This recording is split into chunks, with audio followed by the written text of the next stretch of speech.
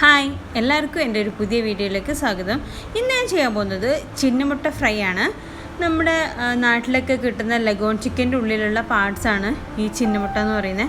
ഇപ്പോൾ ഇവിടെയൊക്കെ നല്ല സുലഭമായിട്ട് കിട്ടുന്നൊരു ഐറ്റം തന്നെയാണ്.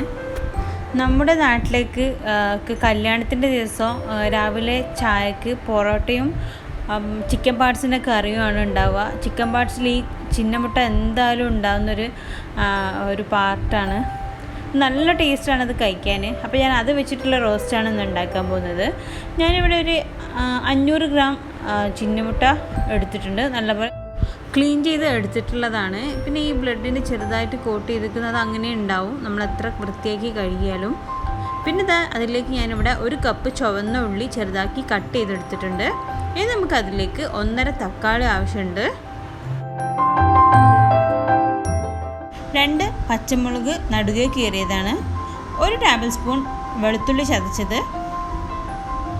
പിന്നെ നമുക്കതിലേക്ക് 1 ടേബിൾ സ്പൂൺ ഇഞ്ചി ചതച്ചതും കുറച്ച് കറിവേപ്പിലയും.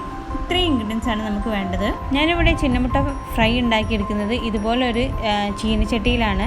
ഇത് ഇരുമ്പിൻ്റെ ചീനച്ചട്ടിയാണ്. അപ്പോൾ ഈ ഒരു കളറാണ് ഈ ചീനച്ചട്ടിക്ക്. ഞാൻ ഇതിന് മുമ്പ് ഒരു വീഡിയോ ഇട്ടപ്പോൾ എനിക്ക് കമൻറ്റ് വന്നിട്ടുണ്ടായിരുന്നു, പിന്നെ ചീനച്ചട്ടി മാറ്റാനായിട്ടെന്ന് പറഞ്ഞിട്ട്.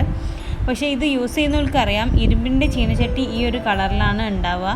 ഞാനിത് വാങ്ങിച്ചിട്ട് അത്ര കാലമൊന്നും ആയിട്ടില്ല. പിന്നെ ഈ ഒരു കളർ തന്നെയാണ് ഇതുണ്ടാവുക. അപ്പോൾ നമുക്കിനി ഇതിലേക്ക് കുറച്ച് വെളിച്ചെണ്ണ ചേർത്ത് കൊടുക്കുക. ഞാനിവിടെ 2 ടേബിൾ സ്പൂൺ വെളിച്ചെണ്ണയാണ് എടുത്തിട്ടുള്ളത്. ഇത് കുറച്ച് ഓയിലി ആയിട്ടുള്ളൊരു ഫ്രൈ ആണ്. നിങ്ങൾ എന്തായാലും വെളിച്ചെണ്ണ തന്നെ എടുക്കാൻ ശ്രദ്ധിക്കുക. ഇനി നമുക്കതിലേക്ക് ഇഞ്ചിയും വെളുത്തുള്ളിയും ചതച്ചതിട്ടിട്ട് നല്ലപോലെ ഒന്ന് മൂപ്പിച്ചെടുക്കാം.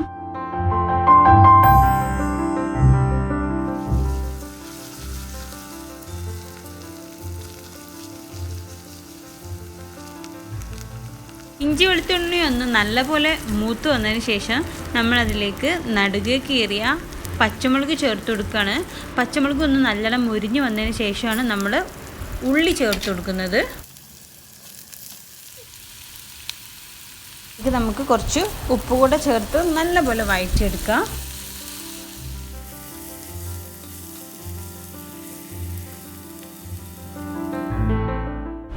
ഉള്ളി നല്ലപോലെ ഒന്ന് വഴന്ന് വന്നതിന് ശേഷം നമ്മൾ കട്ട് ചെയ്ത് വെച്ച് തക്കാളി ചേർത്ത് കൊടുക്കുകയാണ്.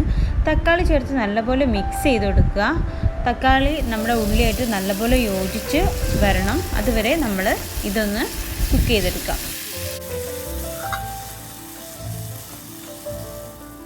നമ്മുടെ ഉള്ളി നല്ല ഫ്രൈ ആയി വന്നിട്ടുണ്ട്. അതിലേക്ക് ഞാൻ ഒരു 1/2 ടീസ്പൂൺ മഞ്ഞൾപ്പൊടി ചേർത്ത് കൊടുക്കുന്നുണ്ട്. ഇനി നമുക്കതിലേക്ക് ഒരു 1/2 ടീസ്പൂൺ പെരുംജീരകപ്പൊടിയാണിത്, അതുകൂടെ ചേർത്ത് കൊടുക്കുന്നുണ്ട്. ഞാൻ പച്ചമുളക് 2 ചേർത്തിട്ടുള്ളൂ, അതുകൊണ്ട് തന്നെ ഞാൻ 2.5 ടീസ്പൂൺ കാശ്മീരി ചില്ലി ചേർത്ത് കൊടുക്കുന്നുണ്ട്. ഇത് കളറിന് വേണ്ടിയിട്ടാണ്. ബാക്കി നമ്മൾ കുരുമുളക് ഇടും. ഇനി നമുക്കതിലേക്ക് 1 ടീസ്പൂൺ മല്ലിപ്പൊടി ചേർത്ത് കൊടുക്കാം. അപ്പം നമ്മളിട്ട മസാലപ്പൊടികളുടെയൊക്കെ പച്ചമണം മാറുന്നവരെ നല്ലപോലെ ഒന്ന് വഴറ്റിയെടുക്കാം. അതിന് ശേഷമാണ് നമ്മൾ ചിന്നമുട്ട അതിലേക്ക് ചേർത്ത് കൊടുക്കുന്നത്.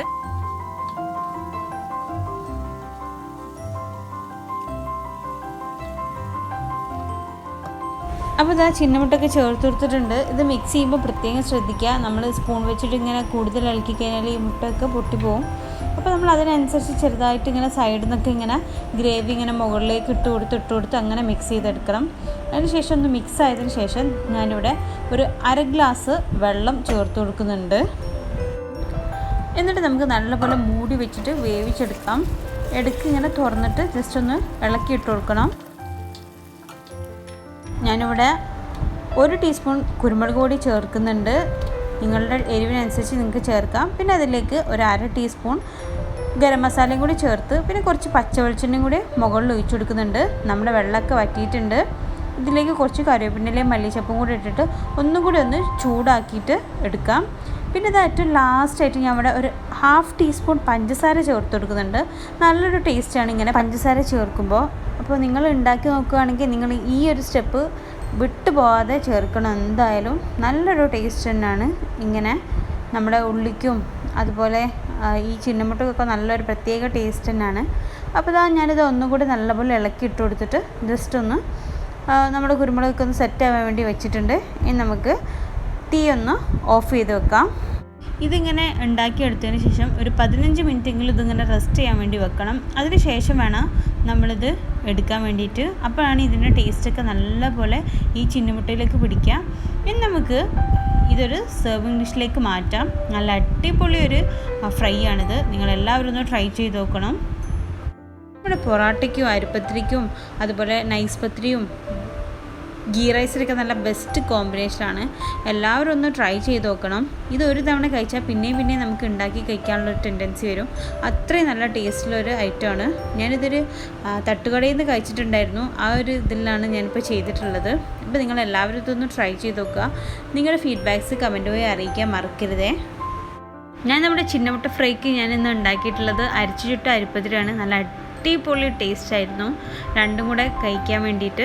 അപ്പോൾ എല്ലാവരും ഇതൊന്ന് ട്രൈ ചെയ്ത് നോക്കണേ മറക്കാതെ.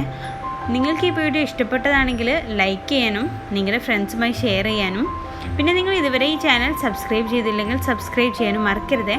അപ്പോൾ ഓക്കെ, അടുത്തൊരു വീഡിയോ വീണ്ടും കാണുന്നത് വരെ ബൈ.